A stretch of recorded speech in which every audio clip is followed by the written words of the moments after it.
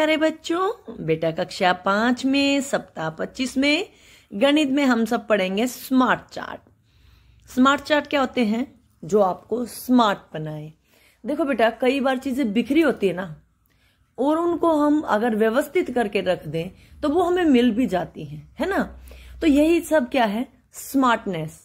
अब एक बात हो, आपके सामने एक 10 पेन पड़े हैं, 10 पेंसिल पड़ी हैं, 10 इरेजर पड़ी हैं, पड़ा है सब कुछ। आप पेंसिल उठाने जाते हो, रबड़ आ जाती हाथ में, पेन उठाने जाते हो, पेंसिल आ जाती हाथ में, सब कुछ बिखरा बिखरा है। उसके लिए अगर आप 3 बॉक्स बना दो, एक बॉक्स में पेन रख दो, एक में पेंसिल रख दो, एक में आपके इरेजर शार्पनर रख दो, तो आपको इजीली मिल जाएंगे ना। बस यही क्या है? स्मार्टनेस। और स्मार्टनेस ये जो हमने इनको व्यवस्थित किया है, ये स्मार्ट चार्ट के द्वारा कर दिया कि एक में हमने जो चीजें जिससे संबंधित थी वैसे रख दी। तो जो ये इस तरह की जो बातें होती हैं, इस तरह के जो काम होते हैं, वो कहलाते हैं स्मार्ट चार्ट। ठीक है, तो आज की वर्कशीट का आरंभ करते हैं। आगे बढ़ने से पहले आप सभी से वही छोटी सी रिक्वेस्ट है, जो लोग चैनल पे नए हैं, चैनल को सब्सक्राइब करना बिल्कुल मत भूलना, ताकि सॉल्यूशन वीडियो और इंपॉर्टेंट वीडियोस आप लोगों तक जल्दी जल्दी पहुंचे। ठीक है, पहला सुन लो, पहले क्या लिखा हुआ है ये पढ़ के सुनाती हूं, फिर समझाऊंगी। यामिनी ने एक प्रोजेक्ट जानवर और पक्षी बनाया और अपनी कक्षा के सभी बच्चों को उनके प्यारे पालतू जानवर के बारे में पूछा। हर एक के उत्तर को लिखने के लिए उसने एक टैली चिन्ह लगाया। टैली चिन्ह मतलब एक लाइन लगाई। ठीक है, लगाना शुरू कर दिया। अगर किसी ने बिल्ली कहा तो यामिनी ने बिल्ली के सामने रेखा खींच दी। किसी ने दोबारा बिल्ली कहा तो यामिनी ने फिर से रेखा खींच दी। वो कैसे खींची? पहले एक बच्चे ने कहा, फिर दूसरे ने कहा, फिर तीसरे ने कहा, फिर चौथे ने कहा, फिर 5वें ने कहा। 5 बच्चों के लिए यह टैली चिन्ह है।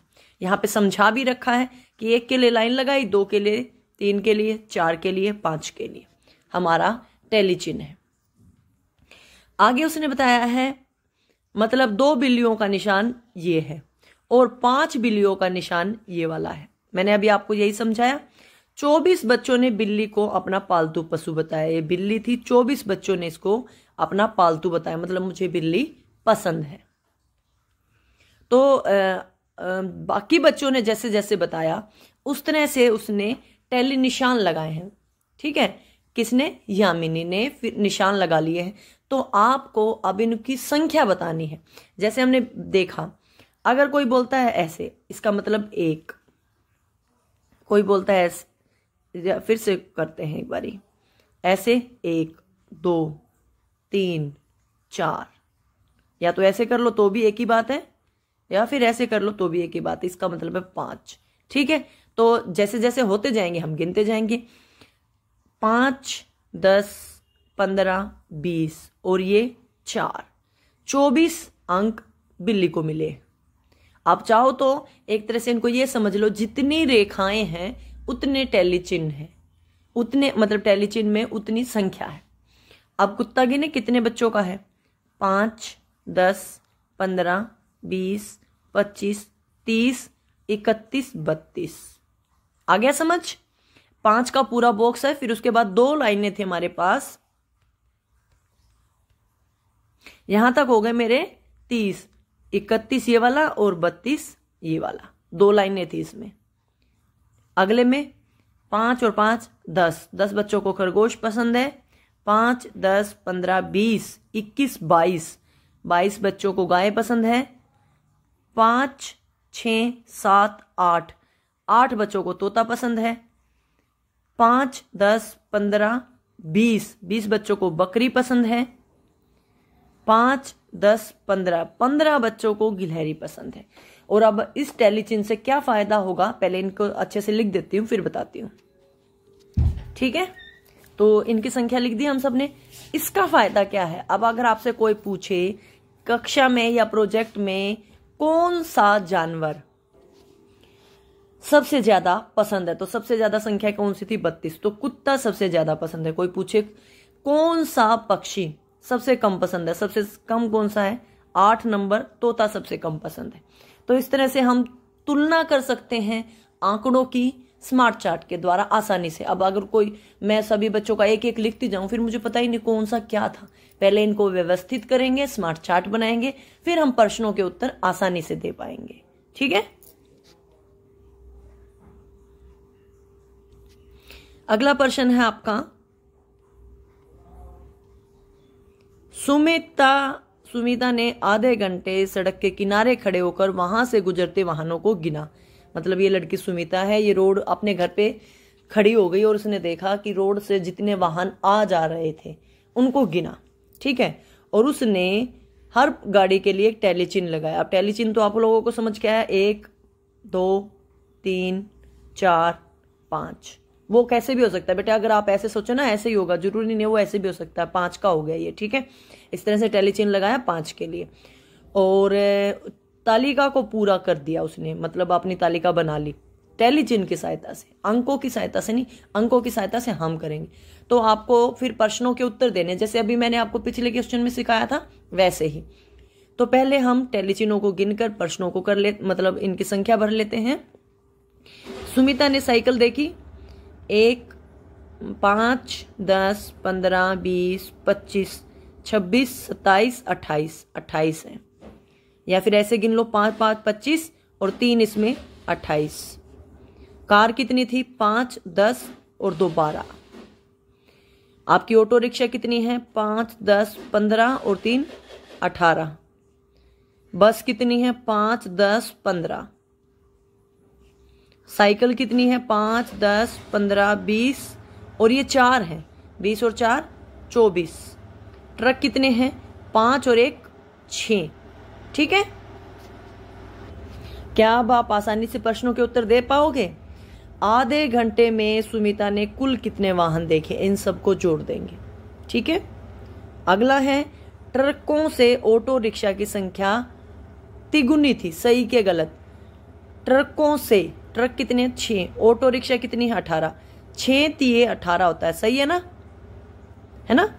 तो बिल्कुल सही बात है, उसने जो ऑटो रिक्शा देखी है वो ट्रक का तिगुना है। बिल्कुल सही बात, मतलब सही है, ये सही पे निशान लगाएंगे।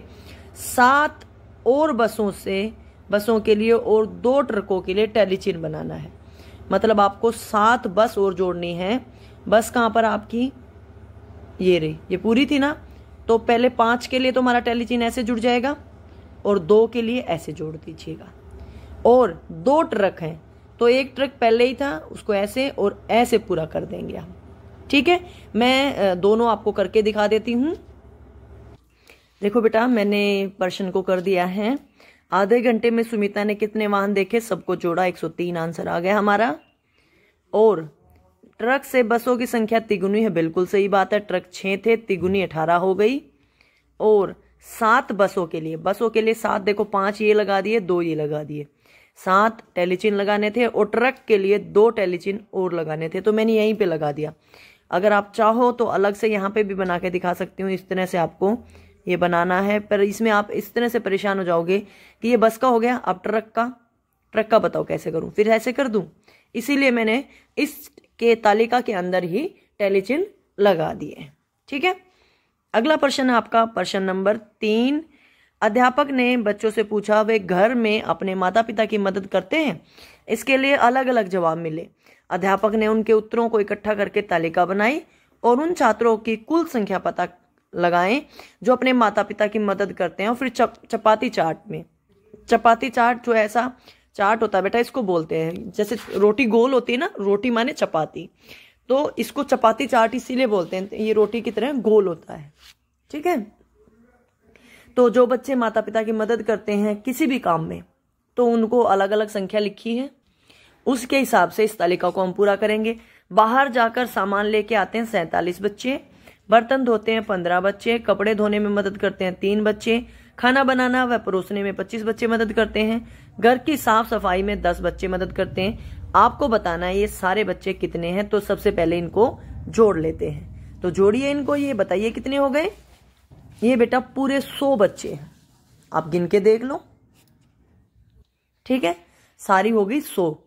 अब आपको चपाती चार्ट में भरना है। तो देखो, जैसे हम अंदाजा से कर सकते हैं, घर की साफ सफाई में 10 बच्चे मदद करते हैं। सबसे कम वाला हमारा 3 की संख्या, 3 यहां पर आ गया। 10 से ज्यादा कितना है, 10 से ज्यादा 15, ये वाला हो गया। उसके बाद कितना है, 25 हो गया। उसके बाद 47। ठीक है, तो ये आप पहले तो चपाती चार्ट में इस तरह से आपको ये भरना है। फिर जो बच्चे बनाने व परोसने में माता पिता की मदद करते हैं, ये कितने हैं? 25। आपको बताने हैं कुल बच्चों की कितनी संख्या है। 100 बच्चे कुल हैं, तो 25/100, 25 बच्चे जो मदद करते हैं, 100 सारे बच्चे हैं। इसको हल करेंगे तो 1/4 चौथा भाग है, 1/4 भाग है, 1/4 हिस्सा है, चौथा हिस्सा है। ठीक है, पूरे कुल बच्चों का। ठीक है, तो ये तालिका में भर दिया मैंने जैसे जैसे इनकी संख्याएं थी उस हिसाब से। और देखो ये जो हिस्सा है ये इसका चौथा हिस्सा है। अगर आप ऐसे भी करके देखो ना, ऐसे भी, लेकिन मैं वैसे नहीं सिखाऊंगी आपको। कुल संख्या आपकी बच्चों की जो मदद करते हैं वो 25 थी, और सारे बच्चे क्लास में कितने बच्चे थे? 100। तो इससे निकाला हमने 1/4 भाग आ गया, 25 चौका 100 होता है। ठीक है, तो आपका तीसरा प्रश्न पूरा हो गया है। सभी बच्चे इसको पूरा कर लो।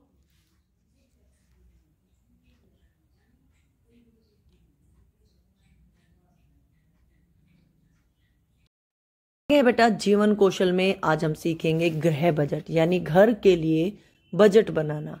बाजार से कुछ भी सामान लेके आते हैं तो उसका आके बजट बनाते हैं। ठीक है, तो आज हम बजट बनाएंगे कि हम, जैसे क्या होता है, मम्मी पापा काम करते हैं तो घर में कितनी आमदनी हुई और कितना खर्चा हुआ, उस हिसाब से बजट बनाया जाता है। तभी लोग अपनी ज़रूरतों के हिसाब से पैसा खर्च करते हैं। मान लीजिए मेरे पास रुपए 100 है और मैं जाऊँ 200 रुपए की चीज़ लेने, तो कैसे ला पाऊंगी? और अगर मेरे पास 100 रुपए हैं और उसमें से मैं 80 रुपए खर्च करके अपना खर्चा चला लूं, तो 20 रुपए की बचत भी हो जाएगी।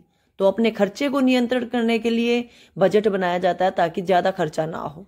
ठीक है, तो इसी के बारे में आपको बताया गया। घर का बजट है ये, घर की जो चीजें होती हैं कि आप घर में राशन पे कितना खर्च करते हो, घर के किराए पे कितना खर्च करते हो, बिजली पानी का कितना बिल आता है, सब्जी वगैरह पे कितना खर्च होता है, ये सब इसके अंदर है।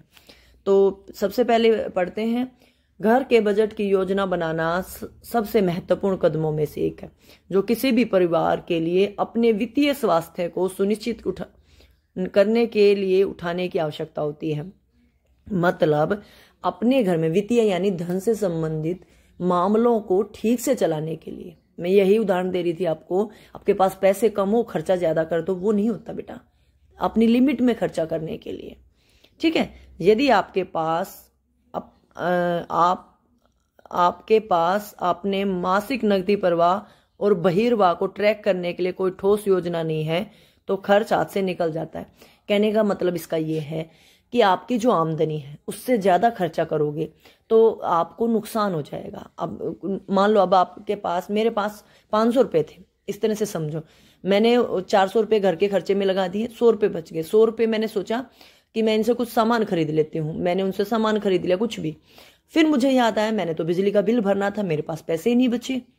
फिर जो बिल भरने के लिए मैंने किसी से उधार लिए, अब ये उधार जब अगले महीने में दूंगी फिर मेरा कर्जा और बढ़ जाएगा।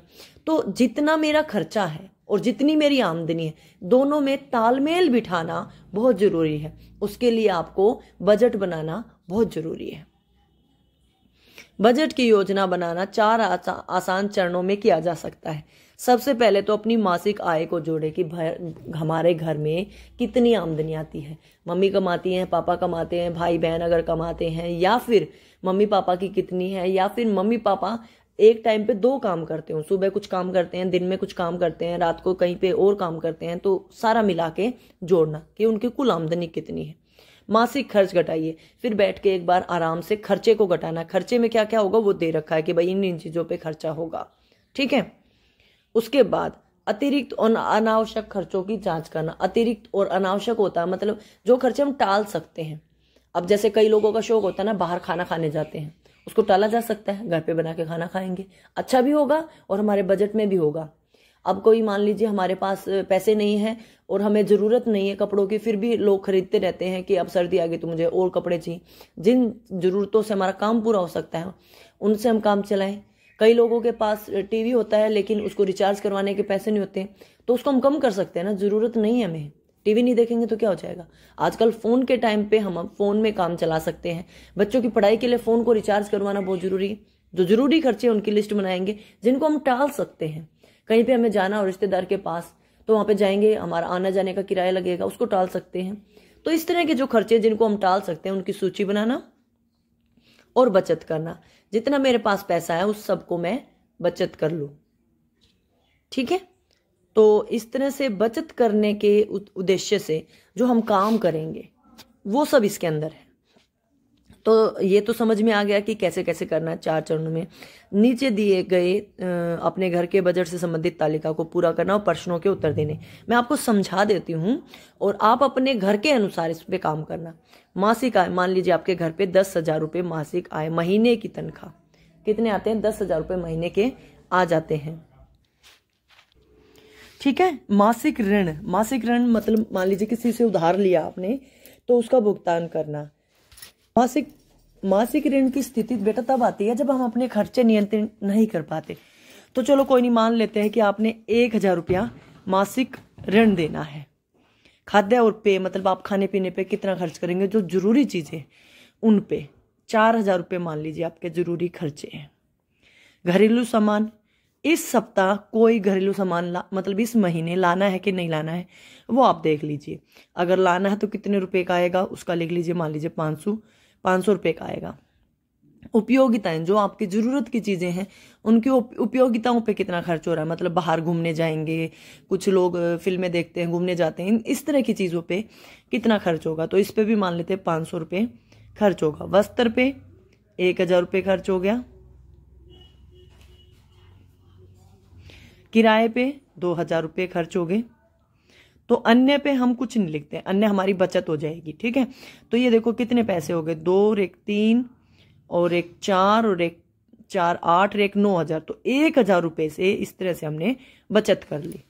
ठीक है, इस तरह से आपको इनको बांटना है। ये मैंने समझाने के लिए बता दिया है। इन आंकड़ों को आप अपने घर के अनुसार भी कर सकते हैं।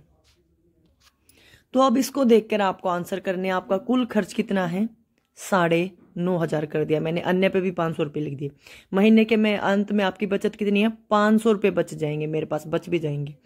किस गतिविधि के व्यय को न्यूनतम कम किया जा सकता है? देखो हम इसमें क्या कम कर सकते हैं, कम हम अपने कपड़ों का कर सकते हैं, जो जरूरत की चीजें हैं। भाई जरूरी नहीं कि आपको हर महीने ही कपड़े लेने हो, है ना। तो हम अपने वस्त्र की व्यय को कम कर सकते हैं और हम अपनी उपयोगिताओं को भी कम कर सकते हैं। ठीक है, इन 2 खर्चों को हम कम कर सकते हैं। घरेलू सामान तो बेटा मान लो जो कई बार ऐसा हो जाता है कि बर्तनों की जरूरत पड़ जाती है या कोई ऐसी चीज है, मोबाइल रिचार्ज वगैरह भी ये घरेलू सामान के उपयोग में ही आएंगे। ठीक है, तो इनमें से एक चीज को लिख लीजिएगा, या तो घरेलू सामान लिख लीजिएगा या उपयोगिता लिख लीजिएगा। ठीक है, आपका कुल खर्च कितना है, 9,500 रुपये। महीने के अंत में बचत कितनी है, 500 रुपये की। ये आप अपने अनुसार भी कीजिएगा, जो मैम ने बोल दिया वही जरूरी नहीं है कि आपको यही करना है। ये सिर्फ मैंने समझाया आप लोगों को, और जिस खर्चे पे आप कम कर सकते हो उस पे कम कर दीजिएगा। ठीक है, और अब मैं ये सलाह जरूर दूंगी, खाद्य और पेय इनके खर्चे को अगर आप बढ़ा भी सको तो कोई नुकसान नहीं है, क्योंकि खाना और पीना सेहत की दृष्टि से बहुत जरूरी है, और अगर आपके पास सेहत है तो सब कुछ है। तो इस खर्चे को घटाने की बजाय बढ़ा जरूर लीजिएगा, घटाइएगा मत। और खाने में हेल्दी खाना खाना है, ये नहीं कि जंक फूड पे पैसे खर्च कर दो, मैम ने बोला था, नहीं ऐसा नहीं, बातों को समझो। ठीक है, आगे बेटा आपके बचत लक्ष्य क्या हैं, आप उन्हें हासिल करने में कैसे सक्षम होंगे, इस बारे में अपने माता पिता से पूछें। अपने मम्मी पापा से बात करो कि मम्मी पापा क्या हम पैसे बचाते हैं, अगर बचाते हैं तो कितने रुपए बचाते हैं, और बचाएंगे तो उनका करेंगे क्या। ठीक है बेटा, ऐसे जो खर्चे होते हैं वो क्यों बचाए जाते हैं। देखो अभी सब ठीक चल रहा है, लेकिन अगर घर में परिवार में कोई अचानक से बीमार हो जाए, किसी को चोट लग जाए, किसी के साथ कोई दुर्घटना हो जाए, कहीं रिश्तेदारी में अगर ऐसी दिक्कतों के समय जाना पड़ जाए, किसी की शादी आ जाए, तो उस टाइम के खर्चों के समय ये पैसे बहुत काम आएंगे। ठीक है, तो माता पिता से इस बारे में बात करना। वर्ष के अंत में आपकी वार्षिक आय और बचत क्या होगी, जो अभी हमने देखा था। वार्षिक आय मेरी कितनी होगी, 10,000 के हिसाब से गुना कर दो 12, क्योंकि एक वर्ष में है, 1,20,000 रुपये मेरी कुल आय होगी, और मेरे बचत कितनी होगी, 500 रुपये के हिसाब से मैं बचा रहा हूं, तो 1200 के 12 महीने हैं, 6,000 रुपये की मैं एक वर्ष में बचत कर लूंगी। ठीक है, तो इस तरह से आप जब इन दोनों को बैलेंस करोगे ना, वर्ष का मतलब 12 महीने। ठीक है, ठीक है बेटा। वार्षिक आय आपकी हो गई 1,20,000 रुपए, ठीक है। और वार्षिक बचत हो गई आप लोगों की 6,000 रुपए। यहां पे जीवन कौशल का कार्य पूरा हो गया है।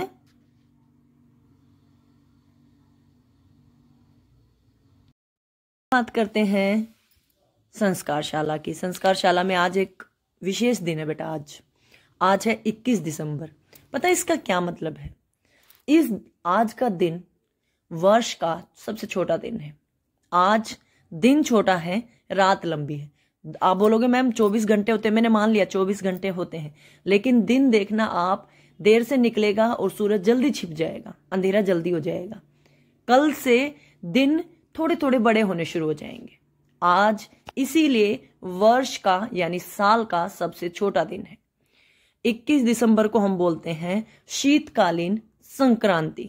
शीतकालीन संक्रांति उस तारीख को चिन्हित करती है जब पृथ्वी की धुरी इस बिंदु पर घूमती है कि उत्तरी ध्रुव का सूर्य से अधिकतम झुकाव होता है, ठीक है। सूर्य की तरफ उत्तरी ध्रुव ज्यादा होता है, इसीलिए यहाँ पर दिन छोटे और रात बड़ी हो जाती है।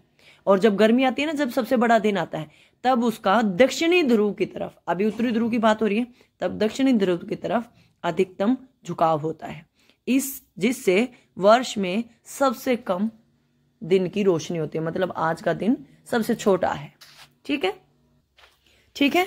और ठंडी भी बहुत है, तो अपने घर पे रहिए और शीतकालीन संक्रांति का मजा लीजिए, ठीक है। आज का सुविचार है महर्षि दयानंद सरस्वती के अनुसार अज्ञानी होना गलत है, अज्ञानी बने रहना गलत है। अज्ञानी होना गलत नहीं है, मतलब आपको जानकारी नहीं मिली, आपको सुविधाएं नहीं मिली, कोई बात नहीं, लेकिन आप सीखने की कोशिश ही ना करो, ये तो गलत बात है ना। जो आपको बताया जाए, जो आपको समझाया जाए, उसको कम से कम सीखो तो सही, जीवन में अपनाओ तो सही, ठीक है। क्या खाना पीना है? अंकुरित दाल या अनाज खाना है, अंकुरित कुछ भी। अच्छा, गतिविधि किसी मम्मी या किसी बड़े की सहायता से अनाज या दाल का अंकुरण सीखना। बहुत आसान है, बहुत आसान है। पहले आपको जो भी चीज अंकुरित करनी है उसको पानी में भिगो दो। जब वो अच्छे से फूल जाए, मतलब उनका जो आकार है वो बड़ा हो जाए, जब पानी में भिगे रहेंगे ना थोड़ी देर के लिए तो आकार बड़ा हो जाएगा। जब अच्छे से फूल जाए तो उनको गीले कपड़े में एक रात के लिए या एक दिन के लिए, मान लो शाम को चने भिगोए थे और सुबह तक अच्छे से फूल गए, सुबह उनको गीले कपड़े में बांध दो, शाम तक वो अंकुरित हो जाएंगे। बहुत आसान प्रोसेस है, ठीक है। मैंने इसके लिए वीडियो भी बनाई है, आप चेक कर सकते हैं वीडियोज में जाकर। खेल में परिवार के साथ पिट्ठू खेलना है। सबको पसंद होता है पिट्ठू का खेल, मुझे भी बहुत पसंद है, तो सभी बच्चे पिट्ठू खेलें। आपकी दैनिक दिनचर्या वही है, माता पिता का अभिवादन करके दिन की शुरुआत करें, दांतों को दिन में 2 बार ब्रश करें, प्रतिदिन स्नान करें, खूब पानी पिएं, संतुलित आहार लें, अपने चेहरे को छूने से बचें, हाथों को बार बार धोएं, अपना गृह कार्य समय पे पूरा करो। जो आज आपको गणित की वर्कशीट मिली है, जल्दी से इसका काम पूरा कर लो। सारे क्वेश्चंस अगर आप समझ के करोगे ना तो आप कभी नहीं भूलोगे, ठीक है। तो आप इनको समझ के करना बेटा। यहाँ पे हमारी वर्कशीट का काम पूरा हो गया। वीडियो अच्छी लगे तो लाइक कर देना, चैनल को सब्सक्राइब कर लेना, वीडियो को अपने दोस्तों को शेयर करना। लाइक यानी अंगूठे का बटन दबाना। आप लोग ना कमेंट करते हो ना लाइक करते हो, फिर मुझे ऐसा लगता है मेरी वीडियो को कोई देखता ही नहीं है। मैं जिन बच्चों के लिए, चाहे मेरी वीडियो को एक भी बच्चा देखे, वो कम से कम लाइक तो करे, ठीक है। कोई कमी रह जाती है तो मुझे बताओ, ताकि मैं अपने आप में और सुधार कर सकूं, ठीक है बच्चों। वीडियो देखने के लिए आपका बहुत बहुत धन्यवाद।